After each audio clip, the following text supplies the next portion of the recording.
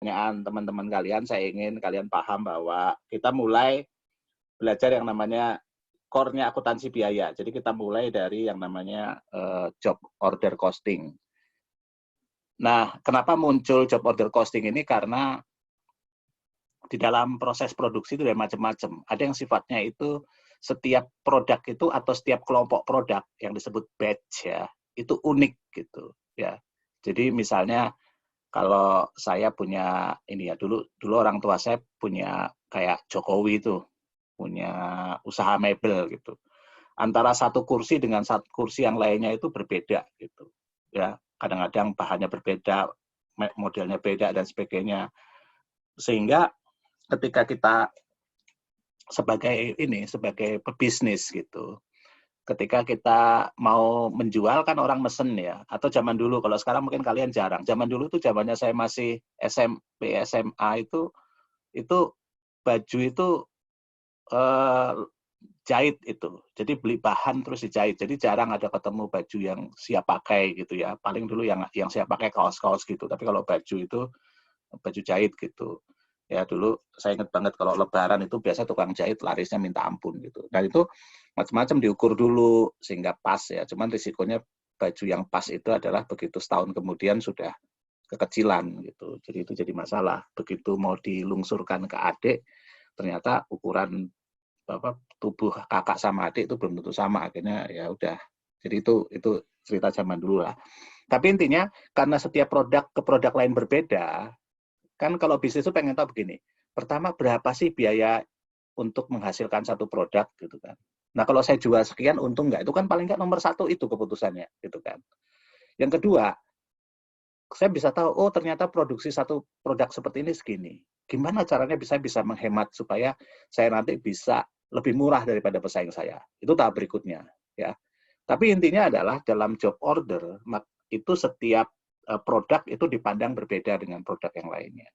Jadi setiap produk itu punya itu sendiri. Oleh karena itu perlu yang namanya sistem akuntansi job order. Kenapa job order? Karena cost objeknya adalah job atau pekerjaan tadi, pesanan tadi. Dan biasanya dibuat dalam satu lembar kertas yang di situ mengakumulasikan semua biaya. Kan kita sudah tahu ya, supaya menyederhanakan dalam akuntansi biaya ada direct material, direct labor, sama factory overhead.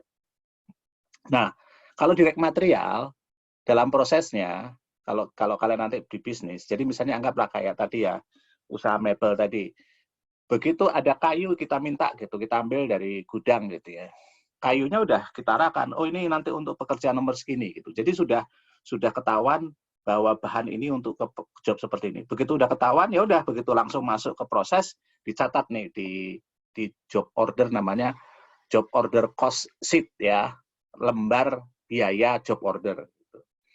Nah, orang yang mengerjakan juga sama. Orang yang mengerjakan nanti di dalam job order tadi, selain dia absen, pagi absen, sore absen, ya seperti, oh kalian enggak ya, seperti yang sekarang dilakukan oleh teman-teman kalian yang work from home. Mereka harus mengisi my task. Ya. Nah, sama, di sana juga ada my task. Mereka akan bilang, saya mengerjakan job nomor sekian, gitu. Ini sekian jam.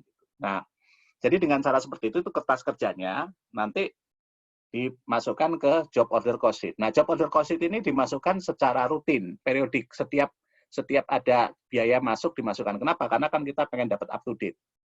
Nanti yang transaksi ini, jurnal yang di general ledger itu bisa dilakukan pada akhir bulan atau pada akhir minggu. Jadi konsepnya adalah ini subsidiary ledger-nya dari work in process ya. Jadi setiap nanti baru satu minggu baru dibuat di general ledger-nya work in process dari material sebenarnya. Tapi per job-nya akan dimasukkan ke job cost sheet setiap bahan itu dimasukkan proses produksi. Kalau bahan sama upah gampang karena kita bisa tahu ada informasinya bagaimana memasukkan biaya tadi ke dalam proses produksi. Tetapi begitu factory overhead kan macam-macam ya, semua biaya macam-macam kita taruh di situ gitu. Mungkin indirect material kita bisa tahu, oh ke sini gitu. Tapi biaya-biaya lain kita nggak bisa ketahui dengan mudah. Misalnya gaji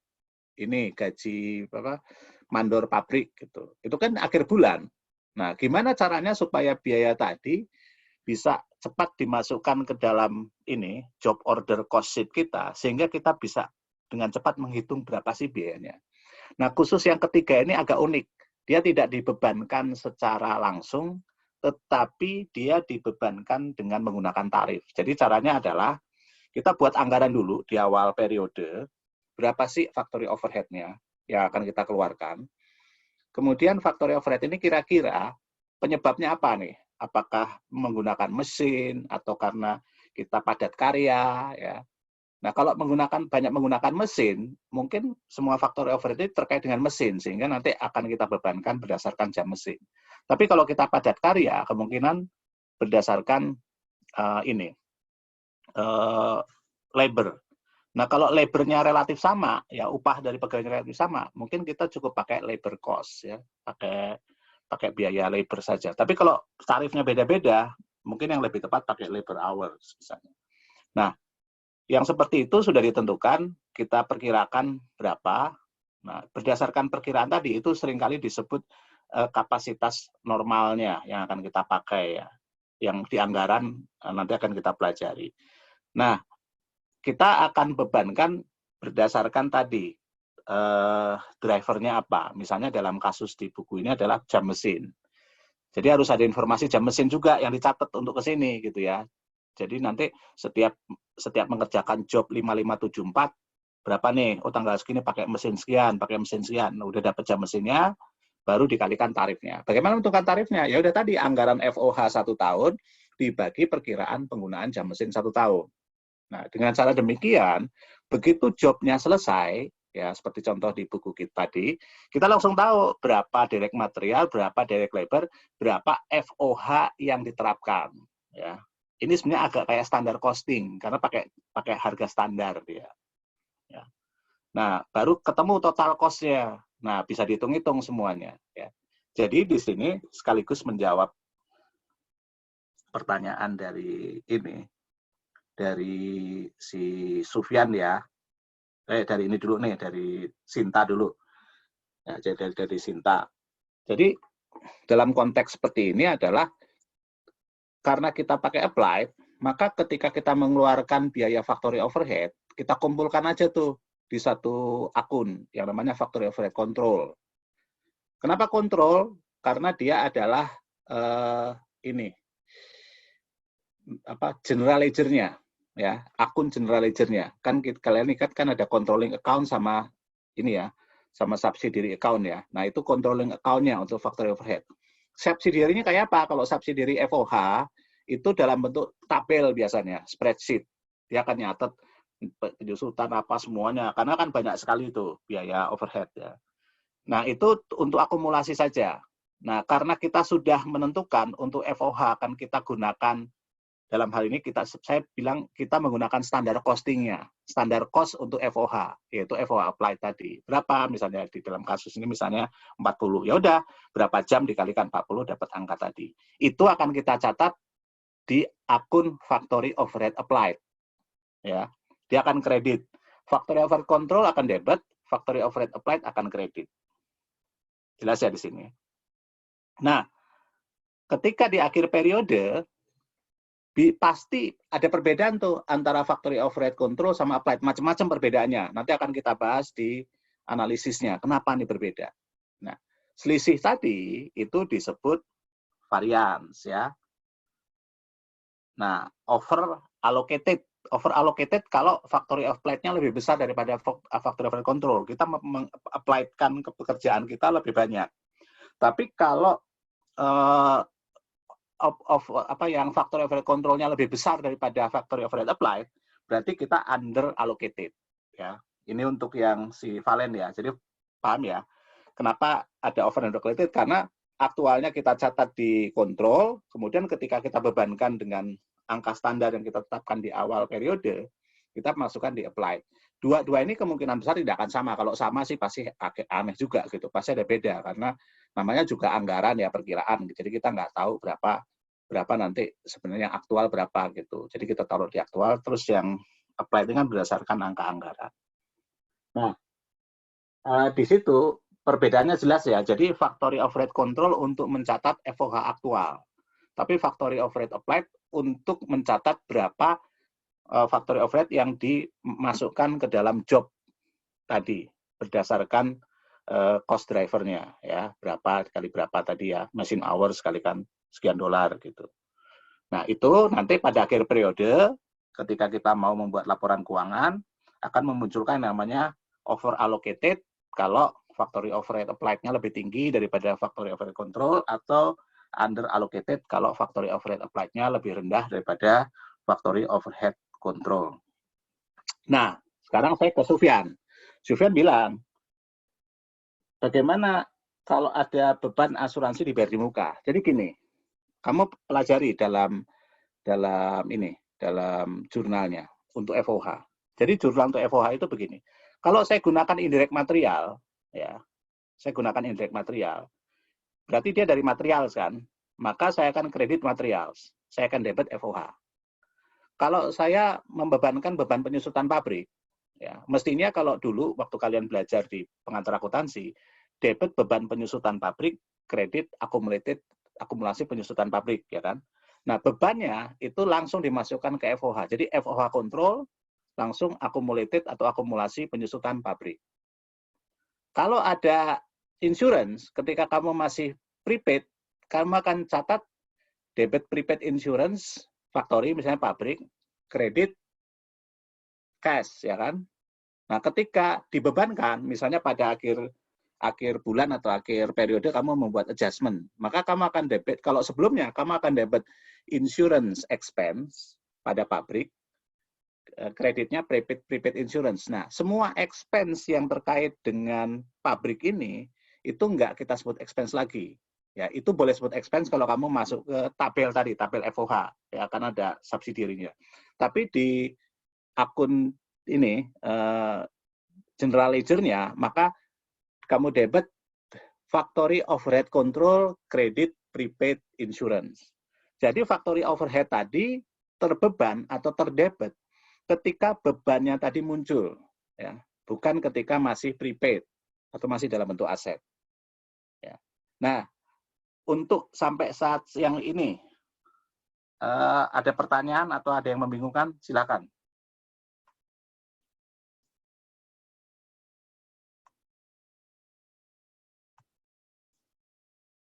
Jelas ya?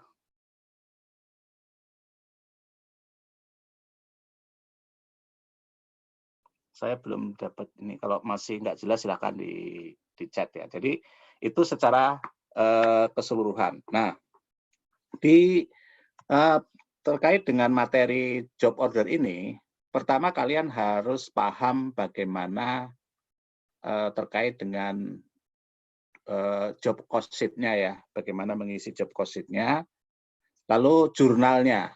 Jurnalnya ini berarti jurnal pada jurnal umum, ya, akun-akunnya. Jadi misalnya bagaimana memasukkan memasukkan materials ya. Nah, nanti bisa saja dari materials tadi itu ke job tertentu. Jadi ini jurnal umumnya nanti kalian posting ke ini general ledger atau jurnal ledger umumnya, dan ke subsidiary ledger-nya yaitu job cost sheet-nya. Ya. Nah, ini harus dipahami itu ya. Sebenarnya nggak terlalu susah kalau job order, karena yang penting teliti di sini. Karena kalian harus tahu ke job-job mana ya. Lalu khusus overhead tadi, ketika overhead-nya keluar macam-macam ya, debitnya factory overhead control, kreditnya macam-macam. Kalau bayar pakai cash, berarti kreditnya cash. Kalau dia itu berdasarkan dari prepaid expense, berarti dia dari prepaid expense apakah prepaid rent, prepaid insurance, macam-macam ya. Atau dari liability, kalau ternyata itu terutang, misalnya property tax, accounts payable, dan sebagainya. Atau dari akun lain, biasanya kalau upah atau gaji dari payroll. Kalau penyusutan dari accumulated depreciation. Jadi kreditnya untuk factory overhead control itu macam-macam akun, tapi debitnya factory overhead control itu untuk aktual overhead cost, semua yang actual factory overhead cost. Nanti untuk yang dibebankan ke masing-masing pekerjaan, maka kita debit work in process, kita kredit applied factory overhead. Ya. Nanti pada saat kita mau membuat laporan keuangan, kita closing itu factory overhead applied-nya berapa totalnya, kita debit sehingga angkanya jadi 0, kita kreditkan ke factory overhead control, sehingga di factory overhead applied-nya akan 0, factory overhead control-nya bisa aja debit kalau dia under applied, atau kredit kalau dia over applied. Ya. Kemudian ketika barang jadi, gimana jurnalnya dari work in process, dari work in process kredit, debit finish good, barang dijual. Kalau itu relatif gampang, kalian mestinya tidak ada masalah. Ya. Nah, nanti kita akan bahas secara khusus bagaimana kalau ada saldo itu. Kalau nggak salah di Hongen ya, di Hongen itu kita bahas, ntar saya cek dulu ya ininya.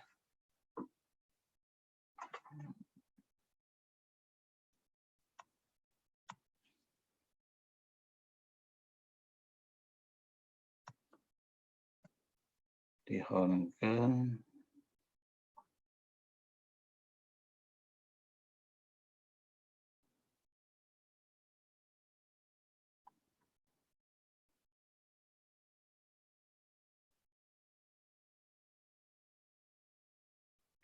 Nah, di Hongen ada apa over sama under allocated ya. Penyebabnya apa juga dibahas itu. Pertama ada penyebabnya dari itunya. Jadi penyebabnya kenapa berbeda antara kontrol sama applied itu karena jumlah aktual manufacturing overhead lebih besar daripada yang dianggarkan. Atau yang kedua, ternyata kita misalnya memperkirakan akan di-applied dengan 27.000 jam, 28.000 jam. Ternyata kita hanya applied di periode tersebut 27.000 jam. Jadi ada faktor ini, pembilang, ada faktor penyebut. Ya. Nah, di ini khusus di Hongen ditambahkan, kalau ada ini over atau under allocated, jadi di factory overhead itu ada sisa, kontrol ada sisa, gimana? Karena itu adalah biaya produksi, maka harus kita bebankan, ya, kita bebankan. Nah, pertama di prorata. Kalian lihat kan, factory overhead itu masuk ke work in process ya. Dari work in process nanti jadi finish good, kemudian dari finish good jadi cost of goods sold. Nah, berarti kalau ada sisa, harus kita alokasikan ke pertama work in process, ke sisa pekerjaan yang masih ada di akhir periode, kemudian ke finish good, sama ke cost of goods sold. Berapa? Ya ini aja, di prorata aja, berdasarkan persentasenya. Kita lihat saldo akhirnya berapa dari masing-masing work in process, kemudian finish good, sama cost of goods sold. Itu dihitung persentasenya, dihitung berapa tadi sisa factory overhead control, kalikan dengan persentase prorata tadi. Itu ya, itu cara pertama ya. Nah, jadi dialokasikan prorata, yaitu contohnya ada di bawah itu ya, di Hongen bagian belakang. Nah. Cara kedua, langsung dibebankan sebagai cost of goods sold. Ya, ini kalau jumlahnya tidak begitu besar. Ya, kalau jumlahnya tidak begitu besar, maka taruh aja di cost of goods sold karena nggak akan banyak mempengaruhi. Ya.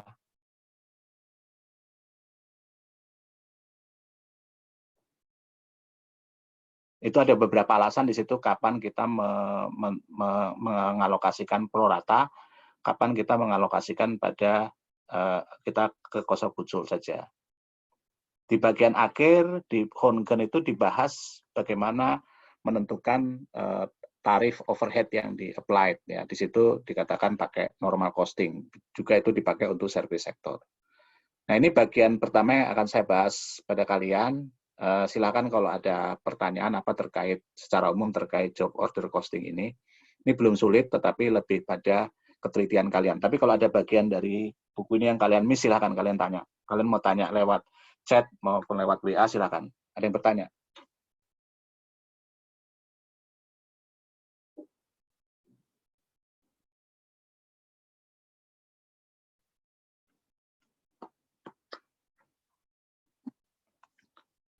Belum ada? Izin bertanya, Pak. Ya. Jadi kalau tarif itu hanya digunakan untuk menghitung FOH, Pak ya? Ya, untuk FOH. Nanti kita bisa menghitung semua kalau kita belajar standar costing, tapi nanti semester depan. Sekarang, jadi gini, jadi ini hybrid namanya. Dia nggak actual cost. Yang actual cost hanya direct material sama direct labor. Kan kita udah belajar ya di costing sebelumnya ya. Yang sistem costing sebelumnya ini hybrid. Nah, khusus FOH, karena kalau kamu mau pakai aktual, kamu nunggu sampai, misalnya anggaplah kita bikin laporan interim 3 bulan ya. Nunggu 3 bulan lagi baru bisa ngitung cost-nya. Kan padahal barangnya mau kita jual sekarang kan bisa terlambat informasinya. Jadi itu sebabnya pakai tarif. Paham ya? Siapa? Jadi kalau untuk daerah cost itu dia langsung di assignment, Pak ya? Nggak pakai tarif juga gitu? Lo enggak, kan di aktual, kan langsung ketahuan. Misalnya pakai bahan, upah langsung kan langsung ketahuan. Tapi ingat ya, di dalam job order harus ada buktinya. Jadi nggak bisa. Jadi kan kamu di sini udah tahu nih, oh sekian masuk job ini gitu. Dari mana? Itu ada tuh. Misalnya saya mau minta bahan ya, saya minta bahan gitu dari pabrik ke gudang. Maka akan saya tulis bahan ini untuk job nomor sini, bahan ini untuk job nomor segini. Nah berdasarkan itu nanti bagian accounting akan memasukkan ke masing-masing job cost tadi. Sama direct labor juga sama. Di direct labor, saya sebagai pegawai pabrik, nanti saya setiap hari punya kayak, kalau sekarang my task, kamu kan nggak disuruh ya, karena kan jadi mahasiswa ya, sekarang semua pegawai Kemenkeu disuruh ngisi my task. Isinya apa yang mereka kerjakan, cuman kalau di situ my task-nya isinya adalah dia mengerjakan job nomor berapa jam, gitu. Dengan cara seperti itu, nanti satu lembar ke bagian akuntansi, jadi bagian akuntansi bisa memasukkan ke job cost sheet-nya. Nah, di sini kalian sudah langsung dapat aja tuh datanya seperti itu. Tapi data itu ada sistemnya yang untuk merekam, kemudian nanti bisa dimasukkan ke dalam sistem akuntansi. Nah, kalau factory overhead nggak begitu. Karena factory overhead kan macam-macam. Tiba-tiba asuransi kan kita nggak bisa tahu, oh ini ke job nomor berapa gitu. Ya udah, polanya kita kumpulkan dulu di factory overhead control ketika terjadi, supaya kita cepat bisa menentukan berapa cost of product, kita terapkan aja, kita apply saja gitu. Paham ya? Ya Pak. Cuman Pak masih terkait sama yang tadi. Di buku hongran itu di halaman 119, di situ kan ada perbedaan actual costing sama normal costing tuh. Yang direct costing itu actual direct cost rate dikali actual quantity of direct cost input. Nah itu maksudnya apa Pak ya? 119 hongran. Ya.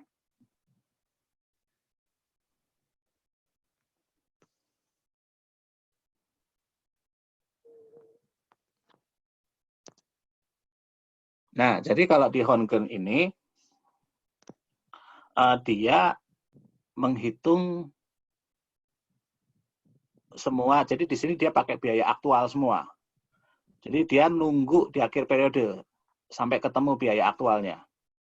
Oke. Lalu dibagi dengan basisnya. Basisnya apa di sini? Direct labor hours ya. Itu juga nunggu akhir tahun gitu ya. Kalau dapat semua, jadi dia memang benar-benar pakai aktual di sini. Tapi dalam kenyataannya kalau kita bicara job order maupun proses costing, ya kalau nunggu akhir tahun terlambat lah gitu loh. Atau nunggu akhir bulan atau nunggu akhir periode. Jadi biasanya pakai tarif yang ditentukan dari angka anggaran.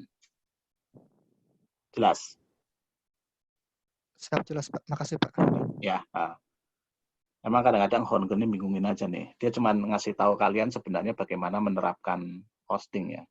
Tapi pada intinya kita jarang lah yang pakai aktual gitu ya.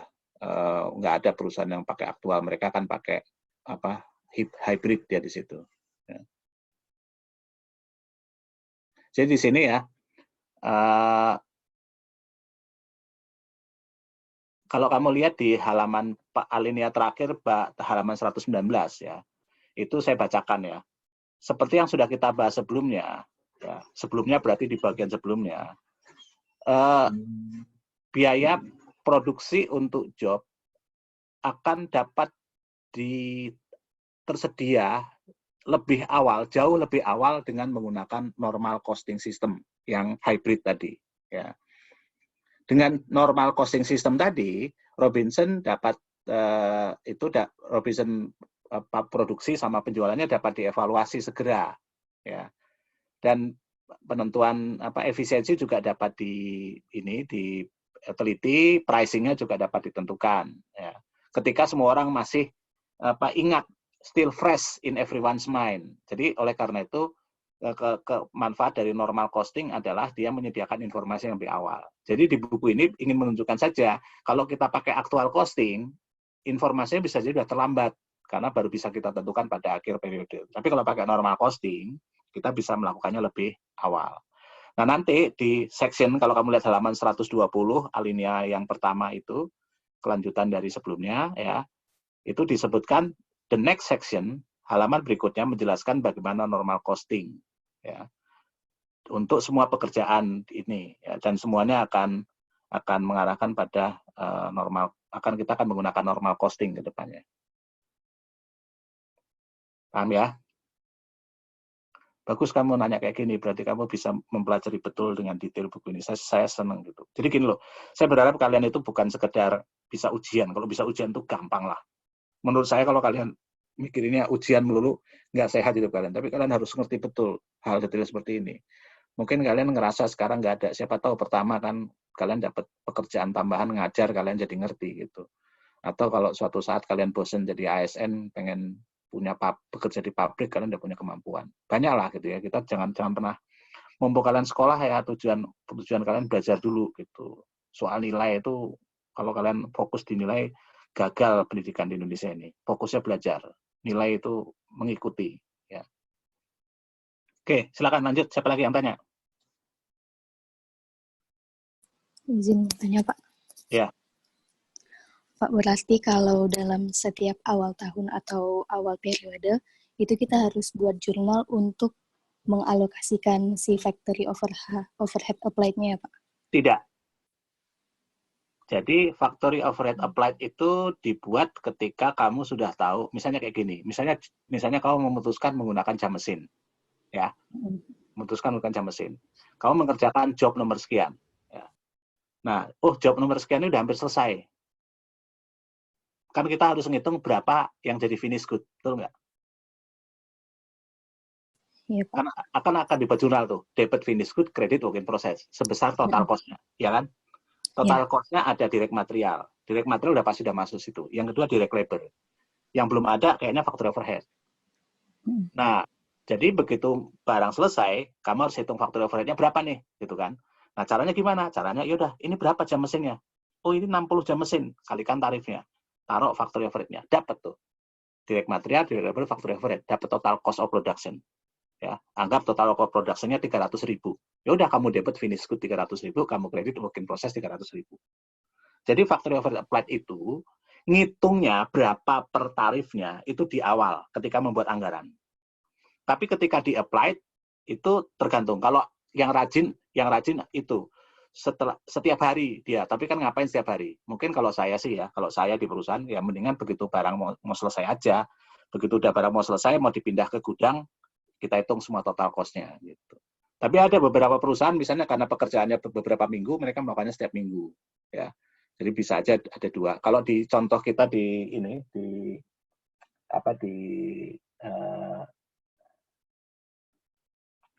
yang Rayburn di Carter itu dia setiap 2 hari sekali. Yang pertama tanggal 14, yang kedua tanggal 16, yang ketiga nggak tanggal 18 karena tanggal 17 barangnya udah selesai.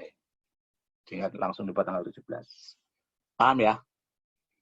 Siap, Pak. Saya ada baca di slide, itu ada jurnal yang work in process pada factory overhead applied. Itu berarti maksudnya apa ya, Pak? Ya itu, waktu kamu, kan kalau direct material gampang kan, begitu minta bahan, kamu catat, ya kan? Work in process pada materials. Ya. Kemudian ketika upah ya mungkin setiap minggu kamu cek, kamu debit work in process pada payroll, ya kan? Tapi begitu factory overhead kapan? Nah begitu tadi, barangnya udah mau selesai nih, kamu bilang berarti kita bisa bebankan factory overhead-nya. Nah begitu kamu hitung berapa, kamu debit work in process, kamu kredit factory overhead applied. Siap, paham Pak. Terima kasih Pak. Ya, oke. Silakan siapa lagi yang bertanya? Izin bertanya Pak. Ya. Itu berarti akun FOH control itu munculnya di akhir periode aja ya Pak ya?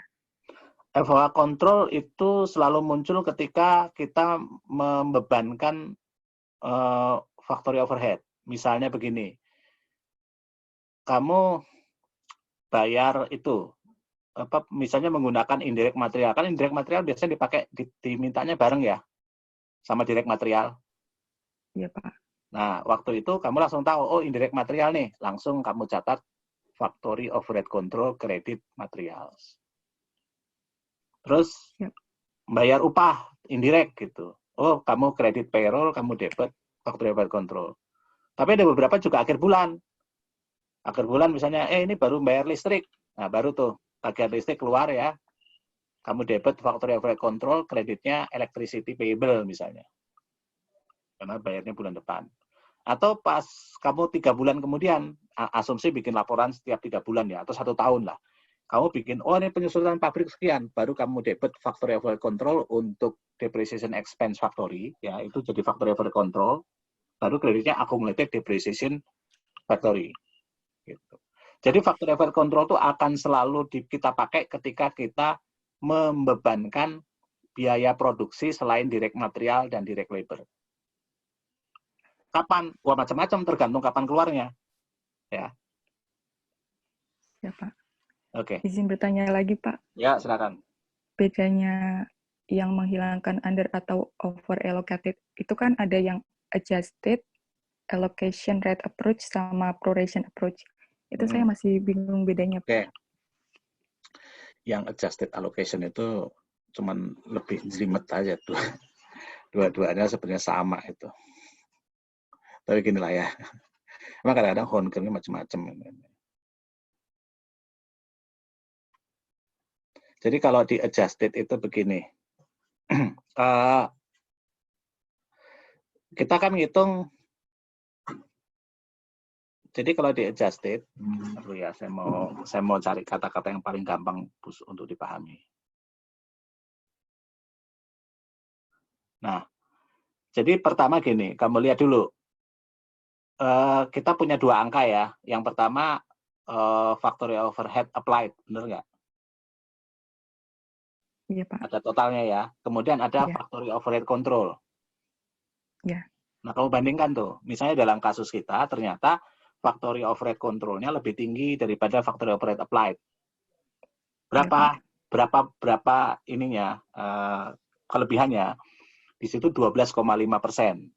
Ya. Dari 1215 dikurangi 1080 dibagi 1080. Jadi kita under applied rata-rata 12,5%. Paham? Ya, Pak.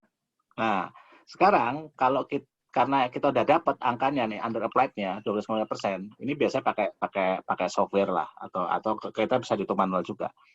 Nah, kita bisa sesuaikan lagi. Nih pekerjaan, ada WPP 298. Kemarin yang sudah dialokasikan berapa? Oh, yang sudah dialokasikan 3.520 dari tarif yang 40 kan. Ternyata kan under applied ya, 12,5%. Berarti harus ditambah. Namanya berapa? 12,5% kali applied FOH yang sudah dimasukkan ke sana. Applied FOH yang sudah dimasukkan itu 3.520. Kamu kalikan 12,5%, berarti applied FOH-nya harus ditambah 440. Nah, itu satu. Paham ya dari situ? Iya, Pak. Siap. Nah, sekarang kamu di sini yang agak rumit, diteliti lagi. Ini job ini kemana nih? Oh, udah terjual. Paham? Kalau sudah terjual, ya udah masukkan ke cost of goods sold. Oh, masih belum dijual, masih ada di gudang. Maka 440 tadi kamu tambahkan ke work in process. Oke, jadi ini metode yang adjusted allocation rate ini perusahaan ingin tahu berapa overhead yang dialokasikan ke setiap job. Nggak peduli jobnya itu sudah dijual atau belum. Jadi dia maunya sangat teliti sampai ke ininya, sampai ke setiap jobnya. Tapi kalau pakai yang pendekatan yang kedua, yang proration, dia nggak perlu tahu informasi untuk setiap jobnya. Kan semua job nanti kalau nggak di work in process, di finish good sama di cost of goods sold. Ya udah, alokasikan ke ini aja, ke mana general ledger saja. Jadi ini akan menyesuaikan angka laporan keuangan, tetapi di job order cost sheet-nya tidak akan ada perubahan. Tapi kalau pendekatan pertama, bisa jadi kalau perusahaan mau, di dalam job order cost sheet-nya itu ditambahkan tadi, FOH yang belum apply tadi, kekurangannya tadi, ditambahkan semuanya. Apa bagusnya pendekatan pertama? Berarti kita bisa jadi salah ngitung nih, karena tarifnya nggak pas ya. Nah, jadi kita bisa tahu, oh angka adjustment-nya berapa yang paling tepat, yang benar. Cost kita yang real berapa, gitu. Karena sebagian nggak real di faktor overhead-nya. Itu akan sangat berguna bagi manajemen kalau mereka pengen tahu, pengen menganalisis untuk setiap job-nya. Apakah laba atau ada masalah efisiensi dan sebagainya. Tapi kalau tidak mau sampai ke situ, ya pakai prorata saja, kan gampang. Yang penting kalau dari sisi ini, kenapa ini prorata? Karena ini dari sisi pelaporan ini ya, pelaporan keuangan. Kalau pelaporan keuangan kita kan nggak boleh pakai standar cost, harus aktual cost. Gitu. Jadi setiap angka tadi harus disesuaikan ke aktual cost-nya. Pakai pendekatan prorata lebih gampang. Cara ngitungnya juga lebih gampang kan. Paham ya? Atau masih bingung? Siap, udah mulai paham, Pak. Terima kasih, Pak. Oke. Silakan, siapa lagi yang mau tanya?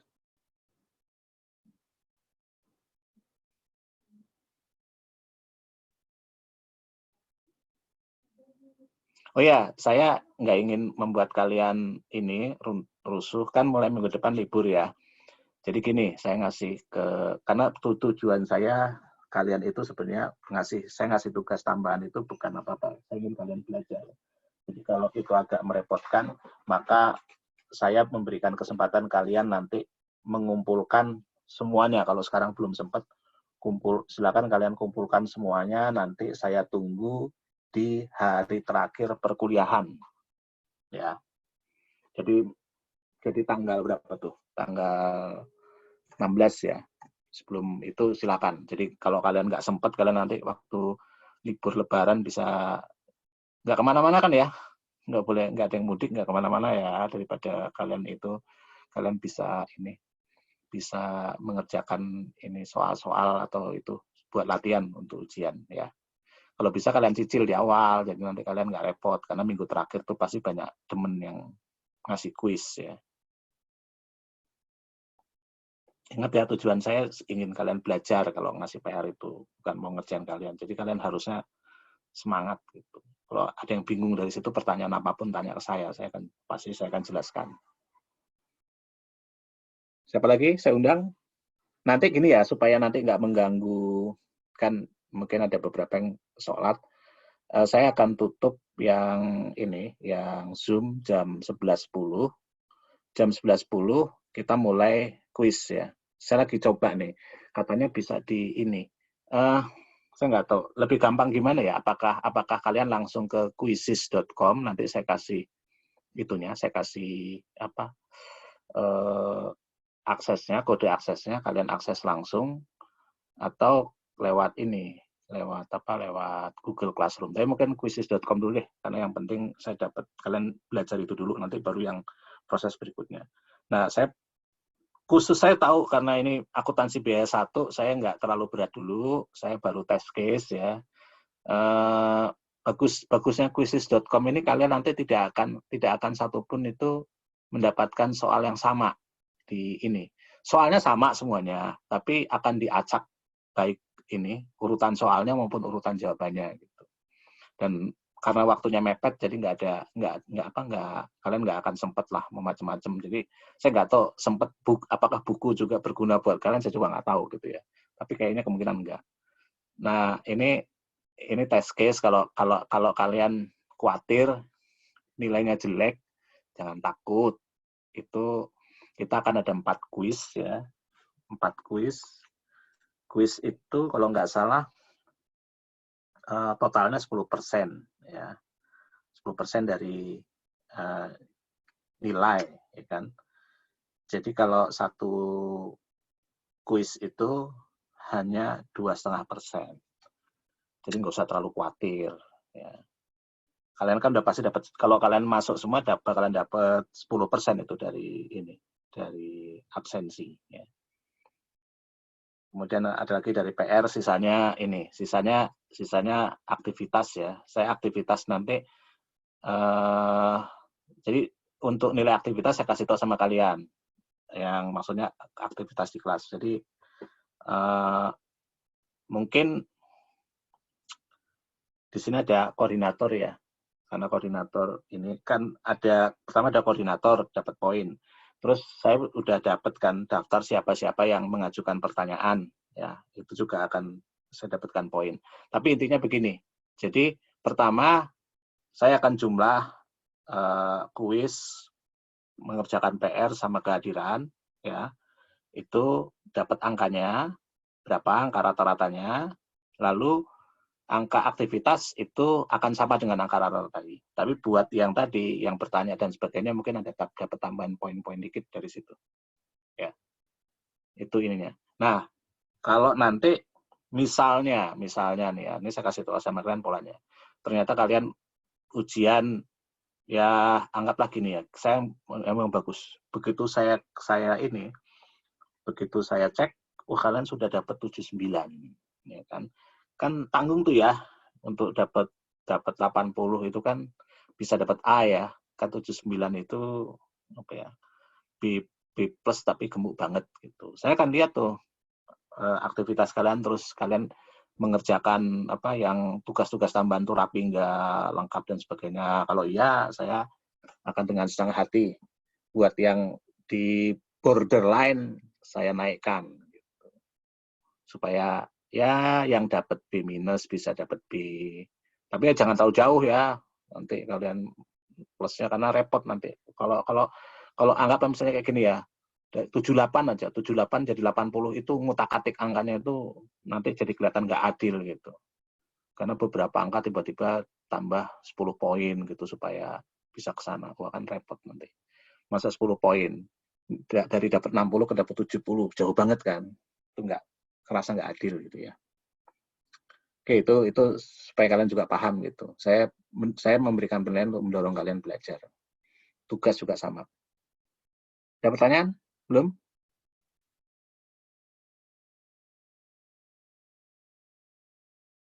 Kalau tidak ada pertanyaan, kita tutup ya. Karena tinggal 4 menit. Nanti saya post di WA. Sebelum itu, ada yang bermasalah akses Quizizz. Quizizz.com. Dan ini bagus ya. Jadi kalau kalian nanti gara-gara jaringan tiba-tiba macet, kalian masuk lagi, kalian nggak kehilangan waktu. Jadi akan ke pertanyaan itu dan langsung dilanjutkan sesuai dengan sisa waktunya. Ya. Jadi ini saya udah tanya sama beberapa dosen, ini lumayan bagus ya. Nanti saya tunggulah karena ini bagian pada ujian yang pertama saya tunggu. Total waktunya sebenarnya 730 detik plus macam-macam saya anggap 1000 detik lah ya. Kalau 1000 detik itu ya sekitar 15 menitan lebih dikit gitu. Tapi kan saya akan beri waktu sekitar 25 menit nanti dari waktu kita. Oke ya, saya tutup ya Zoom-nya. Kalian ini kuis dulu, nanti kita lanjutkan di WA. Oke.